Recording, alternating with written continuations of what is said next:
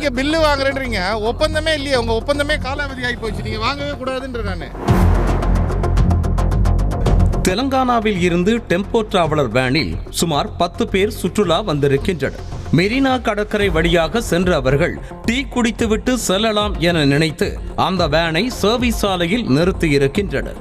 வேனை நிறுத்திவிட்டு water bottle வாங்கிவிட்டு வரும் முன்பாகவே 4-5 பேர் சூழ்ந்து கொண்டு பார்க்கிங் கட்டணம் கேட்டதாக கூறப்படுகிறது.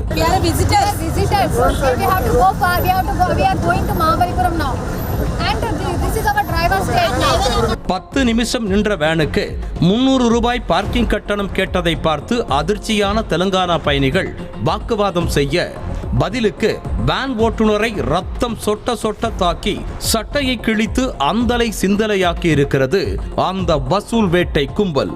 பின்னர் சம்பவ இடத்திற்கு வந்த போலீசார் என்ன நடந்தது என விசாரித்து இரு தரப்பையும் காவல் நிலையத்திற்கு அழைத்து சென்றனர்.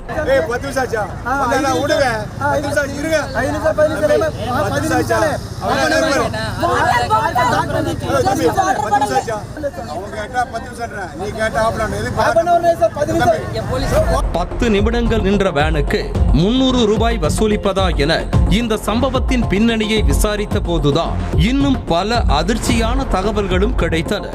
ஸ்மார்ட் பார்க்கிங் திட்டத்தின் கீழ் மெரினா கடற்கரைக்கு வரும் வாகனங்களுக்கு கட்டணம் வசூலிக்கும் ஒப்பந்தத்தை டூர்க் மீடியா சர்வீசஸ் பிரைவேட் லிமிடெட் என்ற நிறுவனம் எடுத்திருக்கிறது.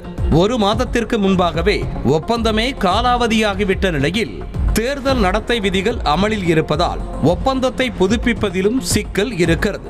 அந்த வகையில் காலாவதியான ஒப்பந்தத்தை வைத்துக் கொண்டு மெரினாவிற்கு வரும் நபர்களிடம் பார்க்கிங் என்ற பெயரில் 4-5 இளைஞர்களை போட்டு அட்டாவடியாக கட்டணம் வசூலிப்பது அம்பலமாக இருக்கிறது. கான்ட்ராக்ட் முடிஞ்சு போச்சுன்றது உனக்கு தெரியுமா தெரியாது? ஓப்பனா உண்மையை சொல்லு. எனக்கு என்ன சொன்னாங்க? அதாவது 8ஆம் மாதம் ஒரு சொன்னாங்க. அது இன்னும் ரிசல்ட்டுக்காக வெயிட் பண்ணிக்கிறாங்க. ரிசல்ட் முடிஞ்சோன்னா அந்த ஆர்டர் காப்பி கொண்டாந்து யார் யாருக்கு சமர்ப்பிக்கணுமோ பண்ணி சொன்னாங்க. விதிப்படி பைக்கிற்கு 5 ரூபாய், காருக்கு 10 ரூபாய் தான் கட்டணம் என்ற நிலையில் நினைத்தபடி 50 ரூபாய், 60 ரூபாய் என ஆளுக்கு ஏற்ற மாதிரி வசூல் வேட்டை ஜோராக நடக்கிறது. அதுவே ஊர் பேர் தெரியாத வெளி மாநிலத்தவர்களாக இருந்தால் அந்த வசூல் கும்பலுக்கு சொல்லவே வேண்டாமா? பைக்கு வந்தபடி இஷ்டத்திற்கு ஒரு ரேட் போட்டு மிரட்டியே வசூலித்து கல்லா கட்டுவதாக கூறப்படுகிறது. 60 ரூபாய் வாங்கியிருக்காங்க. இந்த வசூல் வேட்டைக்கு பின்னணியில் இருப்பது யார்தான் என தெரிந்து கொள்ள யூனிஃபார்ம் ஐடி கார்டு போட்டு நின்றவரிடம் செய்தியாளர் ஜெபர்சன் கேள்வி எழுப்பினார். யார் ஒப்பந்ததாரர் என்ற கேள்விக்கு கடைசி வரைக்கும் வாயையே திறக்காத அவர், அந்த விவரமெல்லாம் தெரியாது, நாங்க வசூலிப்போம், நைட்டு 10 மணிக்கு மேல வந்து வசூல் பணத்தை வாங்கிக் கொள்வார்கள் என்றார். யாரு கான்ட்ராக்டர்? பேர் சொல்லுங்க. உங்களுக்கு பேர் நம்ம கேண்டிடேட் பேர்ல. அப்புறம் யாரு உங்களுக்கு வசூல் பண்ண சொல்லி இருக்கிறது? இப்போ இந்த காசை யார்கிட்ட கொண்டு போய் கொடுப்பீங்க? நைட்டு வருவாங்க, 10 மணிக்கு வருவாங்க. எங்களுக்கு ஒருத்தர் போட்டிருப்பாங்க, அவங்க பேர்லாம் நமக்கு தெரியாது. அவங்களுக்கு நம்பர் உங்களுக்கு யாருக்கு கால் பண்ணுவீங்க? நாங்கள் யார்கிட்ட பிரச்சனை பண்ணி மாட்டோம் சார். நாங்கள் வந்தால் வசூல் பண்ணி கொடுத்துருவோம். இன்னும் உச்சக்கட்ட அதிர்ச்சியே வாகன ஓட்டிகளிடம் இருந்து டிஜிட்டல் பேமெண்டில் கட்டணம் வசூலிக்க அவர் வைத்திருந்த QR கோட் ஸ்கேனர் தான். மாநகராட்சியின் பெயரை சொல்லி பார்க்கிங் கட்டணம் வசூலிக்கும் அவர் கையில் வைத்திருந்தது என்னவோ சொந்த அக்கவுண்டிற்கான QR கோட். மாநகராட்சி மூலம் பார்க்கிங் கட்டணம் வசூலிக்க சொந்த வங்கி கணக்கின் QR கோடை ஏன் பயன்படுத்த வேண்டும் என்ற கேள்விக்கு அவரிடம் பதிலே இல்லை. மாறாக பதற்றம் தான் தென்பட்டது. ஜிபே செக் பண்ணதான் தெரியும் ஒரு நாள் எவ்வளவு வாங்குற, எவ்வளவு கணக்கு கொடுக்குறேன்ட்டு.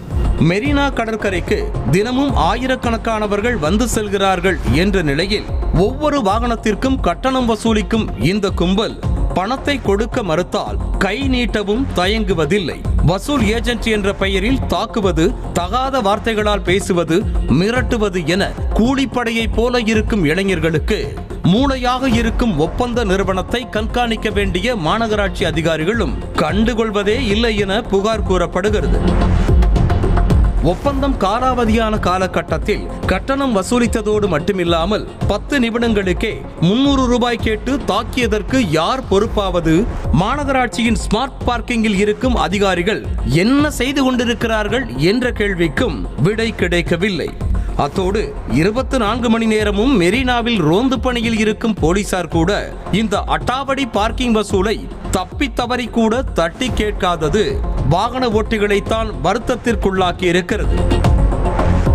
இது குறித்து விளக்கம் கேட்க மாநகராட்சி அலுவலகத்திற்கு செய்தியாளர் ஜெபர்சன் சென்றபோது ஆடிட்டிங் பணிகள் சென்று கொண்டிருப்பதால் அதிகாரிகள் பிஸியாக இருப்பதாக உதவியாளர்கள் கூறிவிட்டனர்.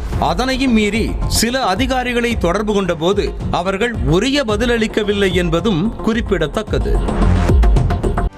செய்திகளை உடனுக்குடனும் துல்லியமாகவும் தெரிந்து கொள்ள சப்ஸ்கிரைப் பண்ணுங்க.